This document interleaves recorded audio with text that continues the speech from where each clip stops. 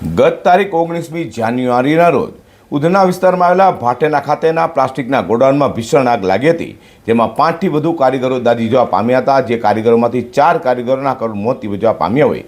આ બાબતની ઉધના પોલીસમાં ફરિયાદ નોંધાતા પોલીસે 2 વ્યક્તિની ધરપકડ કરી છે. સુરતમાં વારંવાર આગની બની રહેલી સતત ઘટના વચ્ચે ગત તારીખ 19મી જાન્યુઆરીના રોજ ઉધનાના ભાટેના વિસ્તારમાં પ્લાસ્ટિકના દાણા બનાવતી ફેક્ટરીમાં એક ભીષણ આગ લાગી હતી, જેમાં 5 જેટલા કારીગરો દાઝી જવા પામ્યા હતા.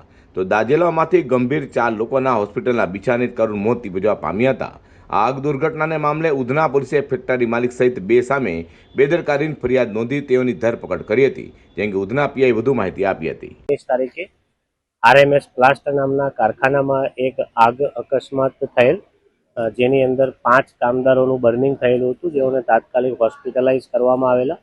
પોલીસ દ્વારા ઊંડાણપૂર્વકની તપાસ ચાલુ કરાતા તપાસ દરમિયાન જે આરએમએસ પ્લાસ્ટના ઓનર છે એ લોકોએ ફાયરની એનઓસી લીધા વગર તેમજ જે ફેક્ટરી રૂલ્સ છે એના પર જરૂરી જે લાયસન્સ લેવાના હોય એ લીધા વગર આ કારખાનું ચાલતું હતું, જેથી તપાસ દરમિયાન ગંભીર બેદરકારી જણાઈ આવતા આરોપીઓ વિરુદ્ધમાં ઉધના પોલીસ સ્ટેશનમાં ગુનો દાખલ કરવામાં આવેલો છે અને કુલ 2 આરોપીઓની ધરપકડ કરી આગળની તપાસ જારી છે.